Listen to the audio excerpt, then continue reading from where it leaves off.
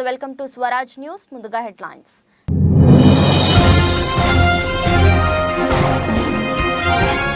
Finland border vadda Putin ku rahasya nivasam. Video release chesina journalist.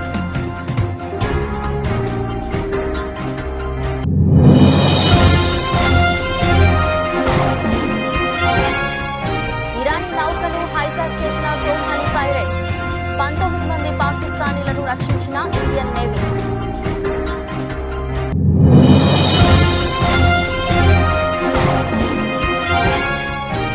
ఎన్నికలకు సిద్ధం YCP సన్నాహక సమావేశం. ఆ కీలక నేతలు గైర్హాజరు.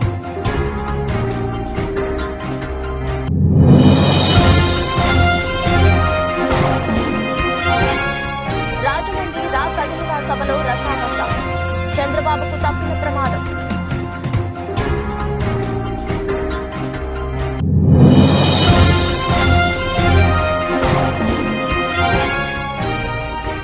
తెలంగాణ కాంగ్రెస్ కీలక నిర్ణయం. ఎంపీ బరిలో సోనియా గాంధీ.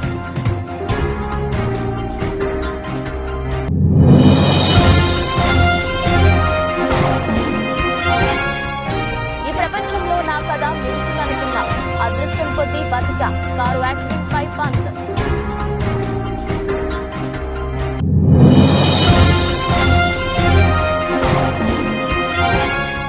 త్వరలో పెళ్లి పీట లెక్కబోతున్న అమిల్ జాక్సన్. ప్రియుడితో ఎంగేజ్మెంట్.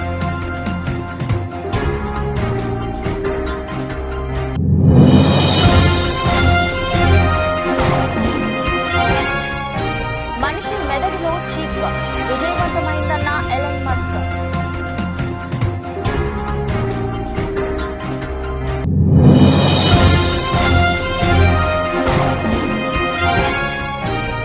లాభాలతో ప్రారంభమై నష్టాల్లోకి జారుతున్న మార్కెట్లు.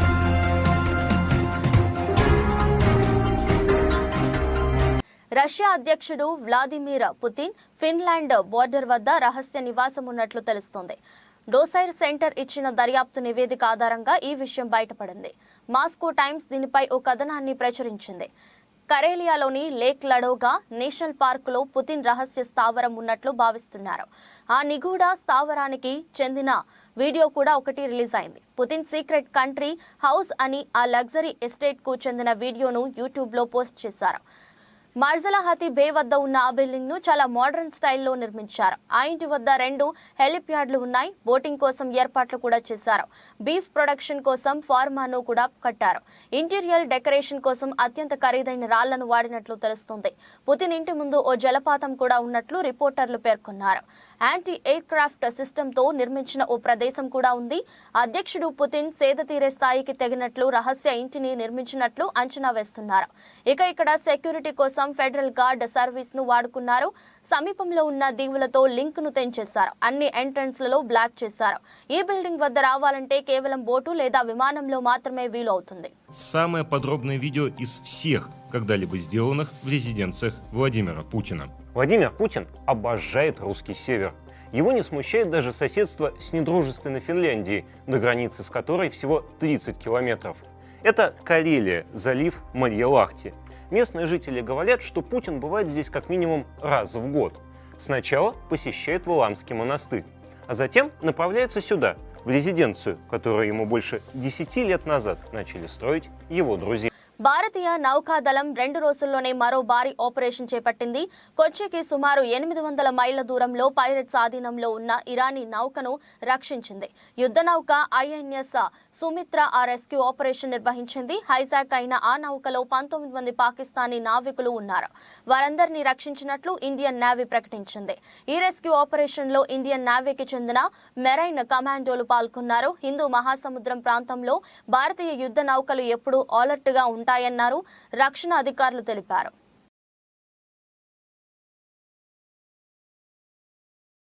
తిరుపతిలో వైసీపీ సిద్ధం సభ సన్నాహక సమావేశం జరిగింది. వైసీపీ ప్రజా ప్రతినిధులు, నియోజకవర్గ ఇన్ఛార్జీలు ఈ మీటింగ్ లో పాల్గొన్నారు.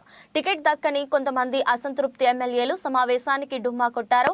మరోవైపు రానున్న ఎన్నికల్లో రాయలసీమను క్లీన్ స్వీప్ చేస్తామని విశ్వాసం వ్యక్తం చేశారు మంత్రి పెద్దిరెడ్డి. ఆంధ్రప్రదేశ్ లో అధికార వైఎస్ఆర్సీపీ ఎన్నికలకు సిద్ధమవుతుంది. అందులో భాగంగానే సిద్ధం పేరుతో భారీ బహిరంగ సభలు నిర్వహిస్తుంది.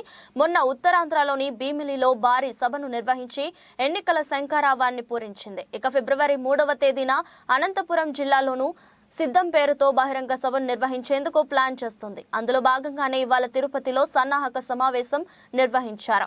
ఇందులో రాయలసీమలోని 49 నియోజకవర్గాలకు చెందిన ఎమ్మెల్యేలు, వైసీపీ ఇన్ఛార్జీలు పాల్గొన్నారు. మంత్రి పెద్దిరెడ్డి రామచంద్రారెడ్డి ఆధ్వర్యంలో తిరుపతిలో జరిగిన సన్నాహక సమావేశంలో సిద్ధం సభ ఏర్పాట్లపై చర్చించారు.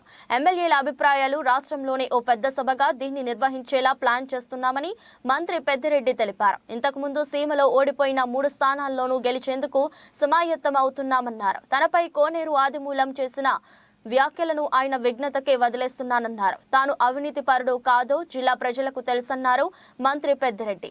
మరోవైపు అనంతపురంలో జరిగే సిద్ధం సభ నిర్వహణకు సన్నాహకంగా జరిగిన ఈ సమావేశానికి కొందరు నేతలు డుమ్మా కొట్టారు. ఈ ఎన్నికల్లో టికెట్ దక్కని అసంతృప్తి ఎమ్మెల్యేలంతా హాజరు కాలేదు.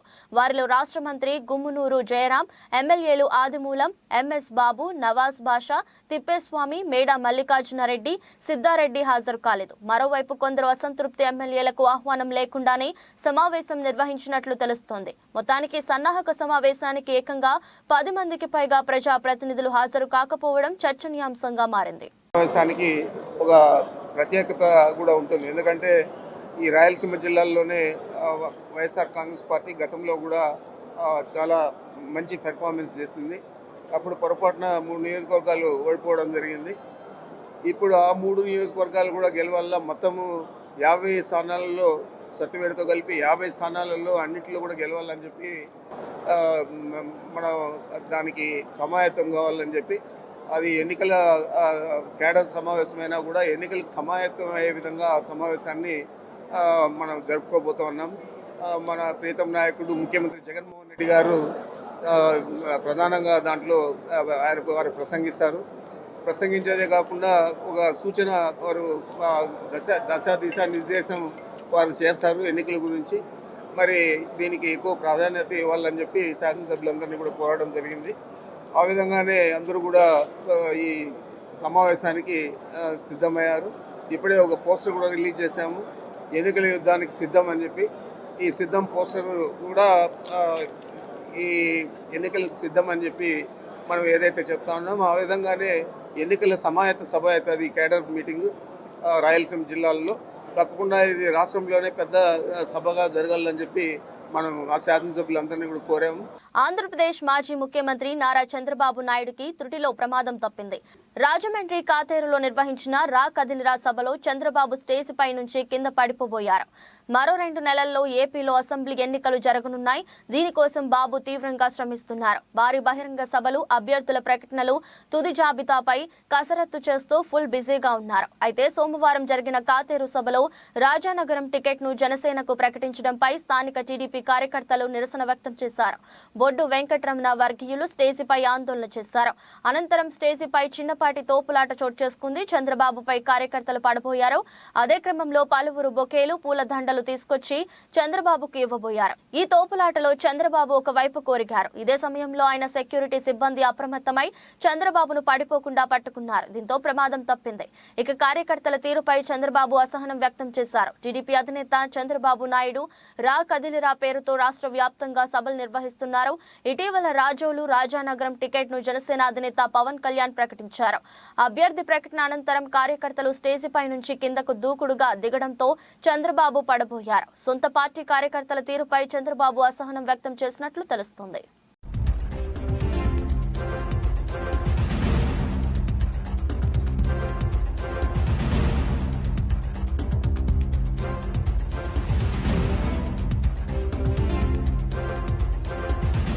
రాజ్యసభ ఎన్నికల షెడ్యూల్ విడుదలైన వేళ కాంగ్రెస్ కీలక నిర్ణయాలు తీసుకోవాలని భావిస్తుంది.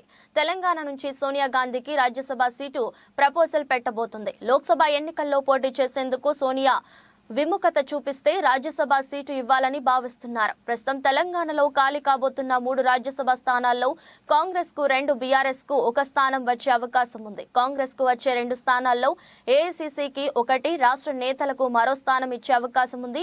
ఏఐసీసీ కోటాలో సోనియా గాంధీకి తెలంగాణ నుంచి రాజ్యసభ సీటు ఇవ్వాలని భావిస్తున్నారు.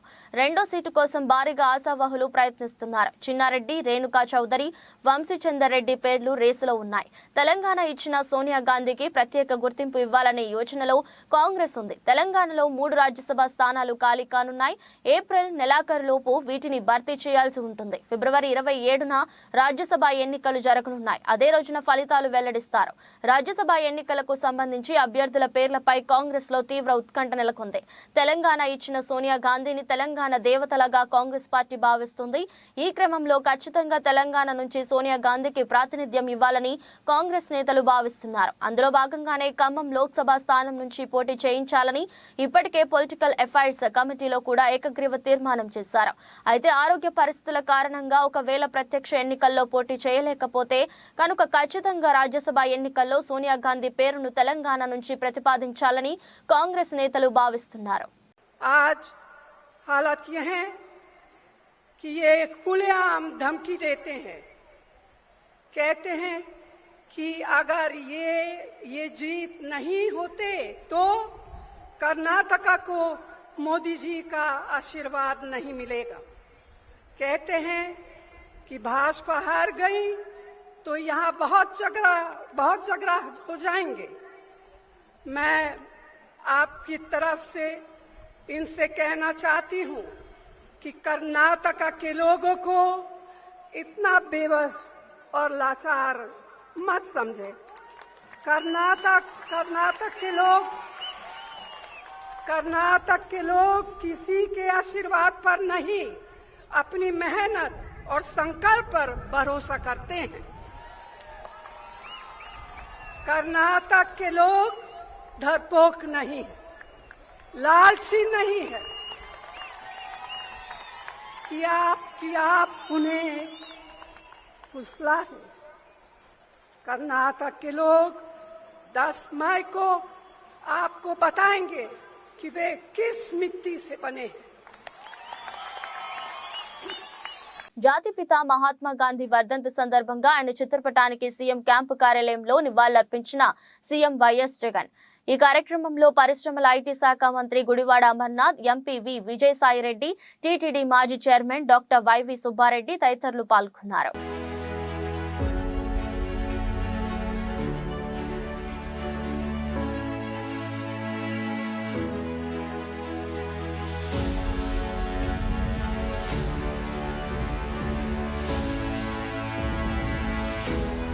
తెలంగాణ ముఖ్యమంత్రి రేవంత్ రెడ్డిని మర్యాదపూర్వకంగా కలిసిన ప్రజాశాంతి పార్టీ అధ్యక్షుడు KA Paul. I am here sitting with the Honorable Chief Minister of Telangana State, capital city Hyderabad. We are conducting Global Peace Economic Summit on October 2nd, Gandhi's birthday. In the meanwhile, we will be visiting your countries, hosting you. We are inviting you to come to this great and marvelous city. You can say it is the 9th wonder of the world, Hyderabad. And the Honorable Chief Minister is welcoming you. Please, Sri Ravant Reddy ji. I am inviting you to Global Summit organized by Dr. K.A. Pal in Hyderabad. Please do come to Hyderabad and participate in Global Summit. Thank you. ముఖ్యమంత్రి YS Jaganmohan Reddy నిరుపేదలకు అనేక సంక్షేమ పథకాలు అందిస్తూ వారికి అండగా ఉంటుంటే చంద్రబాబు మాత్రం తన కొడుకును సీఎం చేసేందుకు కష్టపడుతున్నారని విజయవాడ ఎంపీ కేశినేని శ్రీనివాస్ ఎద్దేవా చేశారు. జగ్గయ్యపేట నియోజకవర్గం వత్సవాయిలో గాంధీ సెంటర్ నందు మండల సమాఖ్య ఆధ్వర్యంలో వైఎస్ఆర్ ఆసరా కార్యక్రమంలో ఎంపీ కేశినేని శ్రీనివాస్, ప్రభుత్వ whip MLA Samineni Udayabhanu, MLA సతీమణి విమల భాను పాల్గొన్నారు. ఈ సందర్భంగా జరిగిన సభా కార్యక్రమంలో ఎంపీ శ్రీనివాస్ మాట్లాడుతూ మాజీ ముఖ్యమంత్రి చంద్రబాబు నాయుడు పెత్తందారుల కోసమే పనిచేస్తాడని విమర్శించారు. జన్మభూమి కమిటీల ద్వారా పచ్చ చొక్కాల వారికే పథకాలు అందించేవారని అన్నారు. అనంతరం ఉదయభాను మాట్లాడుతూ డ్వాక్రా మహిళలకు రుణమాఫీ చేస్తానని మాజీ ముఖ్యమంత్రి చంద్రబాబు నాయుడు అక్క చెల్లెమ్మలను మోసం చేశారని అన్నారు. అనేక రకాల స్కూల్స్ మన నియోజకవర్గంలో అనేక రకాల స్కూల్స్ అన్ని నాడు స్కూల్ ఎలా ఉంది, స్లాబ్ అంతా పగిలిపోయింది, గోడల మీద రావి చెట్లు ముంచాయి, బ్లాక్ బోర్డ్ ఉండేది కాదు, కాంపౌండ్ వాళ్ళు ఉండేది కాదు, గేదెలు మేకలు స్కూల్లో పడుతున్నాయి. అటువంటి స్కూల్స్ అన్నిటి కూడా ఆధునీకరణ చేశారు, చుట్టూ కాంపౌండ్ వాళ్ళు కట్టారు, ఇవాళ డిజిటల్ క్లాస్ రూమ్స్ ఏర్పాటు చేశారు. బ్రహ్మాండంగా మన ఇంట్లో ఏ విధంగా అయితే పాలిష్ రాడ్ వేస్తామో అటువంటి పాలిష్ రాడ్ స్కూల్స్ లో వేశారు, చుట్టూ కాంపౌండ్ వాల్స్ కట్టారు, అన్ని రకాల టాయిలెట్స్ కూడా ఏర్పాటు చేశారు. అలానే చదువుకునే పిల్లలకి మంచి బ్యాగ్ ఇచ్చారు, 2000 రూపాయలు ఖరీదు చేసే బ్యాగులు ఇచ్చి అందులో టెక్స్ట్ బుక్స్, నోట్ బుక్స్. ధనికుల కోసం కష్టపడే వ్యక్తి చంద్రబాబు నాయుడు గారు. అట్లాగే ఈ సమాజం రాష్ట్రం బాగుండాలని అనుకునే వ్యక్తి జగన్మోహన్ రెడ్డి గారు అయితే కేవలం తన పనికిరాని కొడుకుని ముఖ్యమంత్రిని చేయడం కోసం కష్టపడే వ్యక్తి చంద్రబాబు నాయుడు. మీరు చూశారు ఇవాళ 25 లక్షల చిల్లర కోట్ల రూపాయలు పేద ప్రజల కోసం అనేక రకాల పథకాల్లో ఇచ్చినటువంటి వ్యక్తి మనం ఈ భారతదేశంలో ఎక్కడ కూడా చూడాల. నిజంగా చెప్తున్నా, నిజంగా ఎక్కడ కూడా ఇన్ని రాష్ట్రాలు ఉన్నాయి, పెద్ద పెద్ద రాష్ట్రాలు ఉన్నాయి, చిన్న చిన్న రాష్ట్రాలు ఉన్నాయి. మరి 25 లక్షల కోట్ల రూపాయలు పేదవారి అకౌంట్ లో వేశారంటే అది జగన్మోహన్ రెడ్డి గారి యొక్క పేదల పట్ల ఉన్న చిత్తశుద్ధికి అది తార్కాణం. అట్లాగే తన పిల్లలు నా భాను గారు చెప్పారు, నాడు నేడు స్కీమ్ లో స్కూల్స్ అన్ని కూడా డెవలప్ చేశారని. తన పిల్లలు ఎట్లయితే చదువుకున్నారో పేదవాళ్ళ పిల్లలు అంతకంటే మంచిగా చదువుకోవాలి. ఎన్టీఆర్ జిల్లా జగ్గయ్యపేట నియోజకవర్గం జరిగిన సమావేశ కార్యక్రమాలలో భాగంగా వైఎస్ఆర్సీపీ నాయకుల సమక్షంలో విజయవాడ పార్లమెంట్ సభ్యులు కేశినేని నానికి జగ్గయ్యపేట నియోజకవర్గం శాసనసభ్యుడు ప్రభుత్వ విప్ సామినేని ఉదయభాను, రాష్ట్ర బీసీ పూసల కార్పొరేషన్ డైరెక్టర్ చేని కుమారిని ప్రత్యేకంగా పరిచయం చేశారు.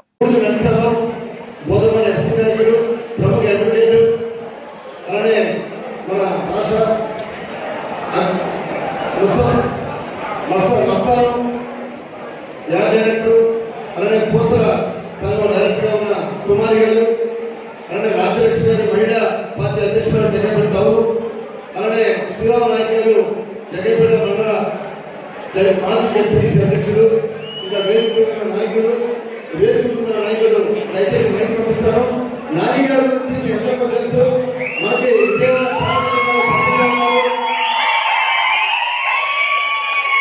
కాకినాడ జిల్లా జగ్గంపేట స్థానిక ఆర్యవైశ్య కళ్యాణ మండపం వద్ద జగ్గంపేట ఆర్యవైశ్య సేవా సంఘం ఆధ్వర్యంలో మహాత్ముడు గాంధీజీ 76వ వర్ధంతి వేడుకలు ఘనంగా జరిగాయి. ఈ కార్యక్రమానికి ముఖ్య అతిథిగా హాజరైన జగ్గంపేట ఆర్యవైశ్య సేవా సంఘం అధ్యక్షులు కొత్త కొండబాబు గాంధీజీ పొట్టి శ్రీరాములు విగ్రహాలకు పూలమాలతో అంజలి ఘటించారు. ఈ సందర్భంగా ఆయన మాట్లాడుతూ 1948 జనవరి 30వ తేదీన గాంధీజీ మనకు దూరమయ్యారని, నేటి తరంతో పాటు భవిష్యత్ తరాలకు ఆయన మార్గదర్శకుడని, శాంతి సామరస్యానికి ప్రతీకాని, ఆయన శ్వాస సత్యం, అహింస ఆయన ధ్యాస, పేదరికం, అంటరానితనం, నిర్లక్ష్యరస్యత నిర్మూలన అని ఆయన కలగన్న గ్రామ స్వరాజ్య స్థాపనకు ప్రతి ఒక్కరూ కృషి చేయాలని, ఆత్మవిశ్వాసం, మనోధైర్యం, సరళి స్వభావం, సేవా దృక్పథం ఆయన మనకు అందించిన అస్త్రాలని, వాటిని మనమందరం పాటించాలని, ముఖ్యంగా యువత పోరాడి పట్టిన సామాజిక స్పృహ కలిగి ఉండాలని, అదే ఆయన మనకు అందించిన స్ఫూర్తి అని కొండబాబు తెలిపారు.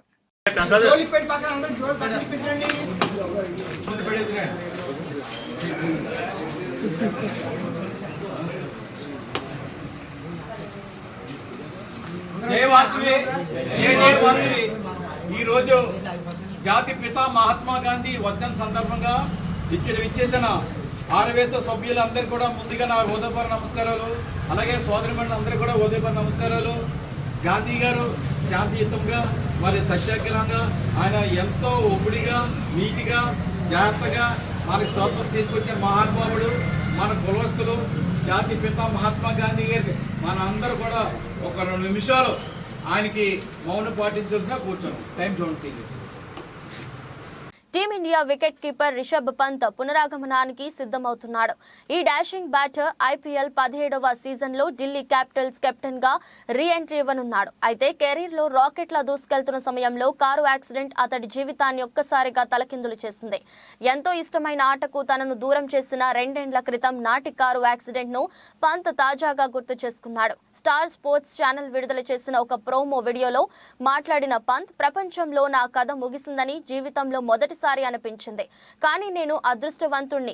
ఎంతో పెద్ద ప్రమాదం అది. నేను బతికాను. ఏదో ఒక శక్తి నన్ను కాపాడింది. నేను కోలుకునేందుకు 16-18 నెలలు పడుతుందని డాక్టర్లు చెప్పారు. రెండో జీవితం లభించినందుకు లక్కీగా ఫీల్ అవుతున్నా అని వెల్లడించారు. కొత్త సంవత్సరం వేడుకల్లో పాల్గొనేందుకు పంత్ 2022 డిసెంబర్ 31న కారులో ఇంటికి బయలుదేరాడు.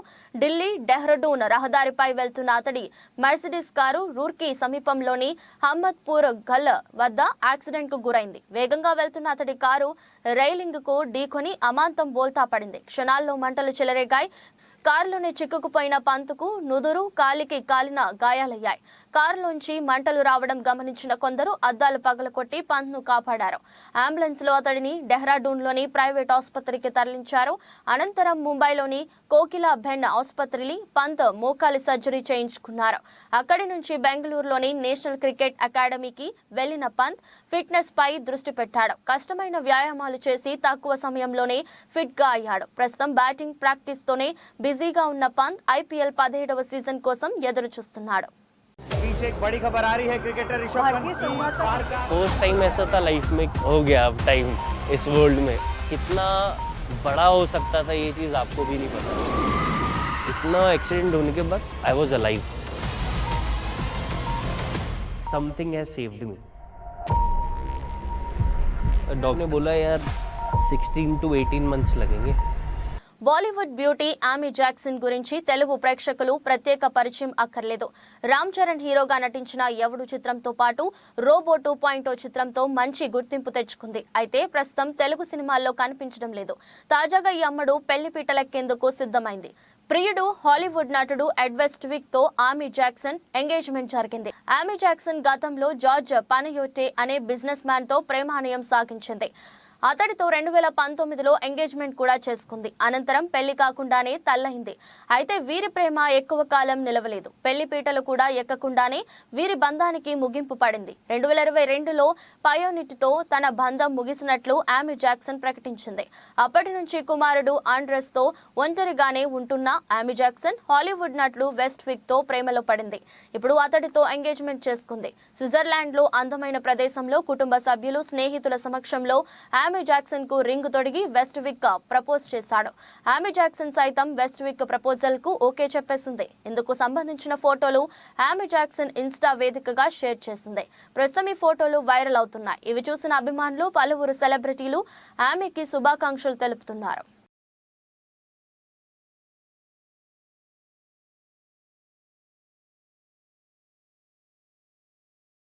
ఎలక్ట్రిక్ కార్ల తయారీ సంస్థ టెస్లా సీఈఓ ఎలన్ మస్క్ సారథ్యంలోని స్టార్టప్ కంపెనీ న్యూరాలింక్ సోమవారం మనిషి మెదడులో విజయవంతంగా చిప్ ఇన్స్టంట్ చేసింది.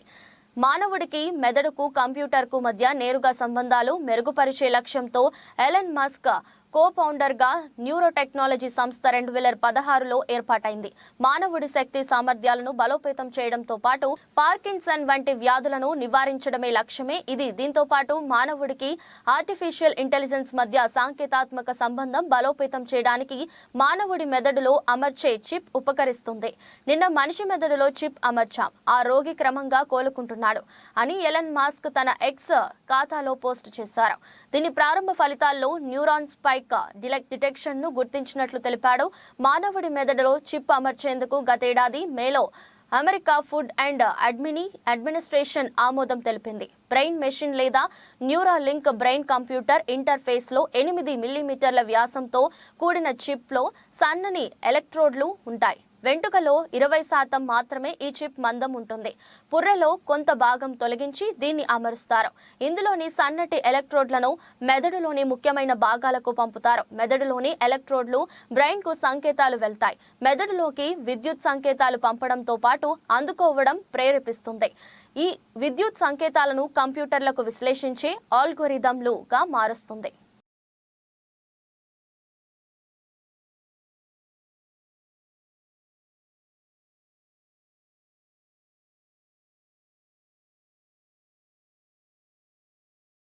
ఉదయం 9:28 సమయంలో నెక్సెస్ 110 పాయింట్లు నష్టపోయి 71,831 వద్ద ట్రేడ్ అవుతుంది. నిఫ్టీ 24 పాయింట్లు కుంగి 21,712 దగ్గర కొనసాగుతుంది. అంతర్జాతీయ మార్కెట్లలోని సానుకూల సంకేతాల మధ్య దేశీయ స్టాక్ మార్కెట్ సూచీలు మంగళవారం లాభాలతో ప్రారంభమయ్యాయి. కానీ అమ్మకాల సెగతో కాసేపటికే నష్టాల్లోకి జారుకున్నాయి. ఉదయం 9:28 సమయంలో నెక్సెస్ 110 పాయింట్లు నష్టపోయి 71,831 వద్ద ట్రేడ్ అవుతుంది. నిఫ్టీ 24 పాయింట్లు కుంగి 21,712 దగ్గర కొనసాగుతుంది. డాలర్తో పోలిస్తే రూపాయి మారకం విలువ 83.13 వద్ద ప్రారంభమైంది. సెన్సెక్స్ 30 సూచీలో భారతీయ Airtel, Wipro, Tata Motors, Infosys, TCS, JSW Steel, Tech Mahindra, HUL, Tata Steel, HCL Tech షేర్లు లాభాల్లో ఉన్నాయి. Bajaj Finance, Bajaj Finserv, NTPC, UltraTech Cements, Power Grid, Reliance, Titan, Kotak Mahindra Bank, ITC, LNT షేర్లు నష్టాల్లో కొనసాగుతున్నాయి. అమెరికా మార్కెట్లు సోమవారం లాభాలతో ముగిశాయి. నేడు ఆసియా పసిఫిక్ ప్రధాన సూచీలు సానుకూలంగా ట్రేడ్ అవుతున్నాయి. అంతర్జాతీయ మార్కెట్లో బ్యాలర్ బ్రెంట్ చమురు ధర గత 24 గంటల్లో 0.15% పెరిగి $82.52 వద్ద ట్రేడ్ అవుతుంది.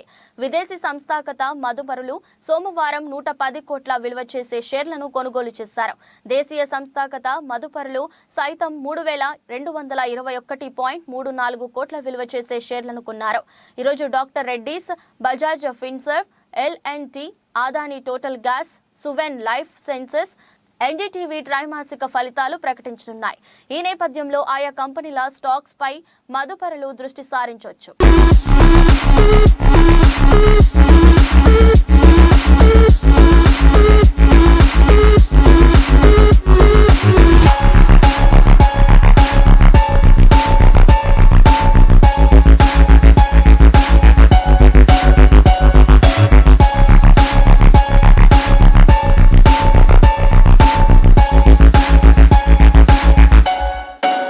వార్తలు ముగించే ముందు మరోసారి హెడ్లైన్స్.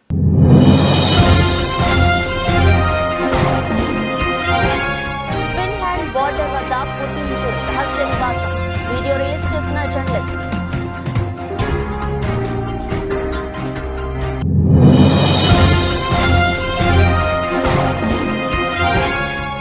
ఇరానీ నౌకను హైజాక్ చేసిన సోమాలి పైరేట్స్, 19 మంది పాకిస్తానీలను రక్షించిన ఇండియన్ నేవీ.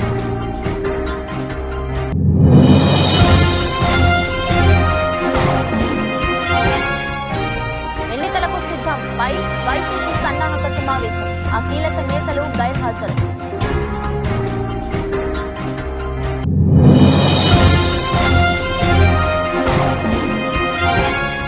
రాజమండ్రి రా కదిలిరా సభలో రసామస, చంద్రబాబుకు తప్పిన ప్రమాదం.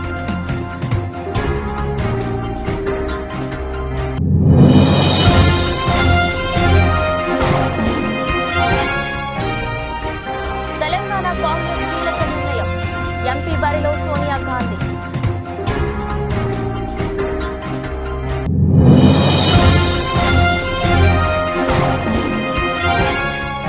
ఈ ప్రపంచంలో నా కథ ముగిసిందనుకున్నా, అదృష్టం కొద్దీ బతికా, కారు యాక్సిడెంట్ పై పంత్.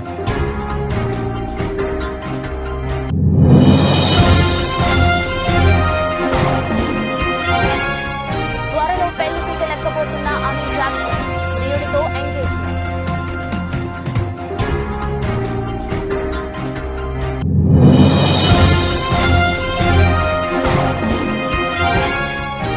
మనిషి మెదడులో చీప్ విజయవంతమైందన్న ఎలన్ మస్క్.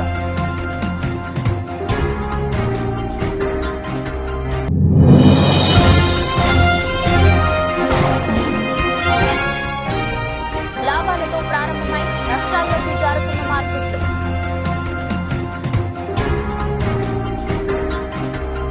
ఇది రోజు బులెటిన్. మరో బులెటిన్లో మళ్ళీ కలుద్దాం. అంతవరకు సెలవు. నమస్కారం.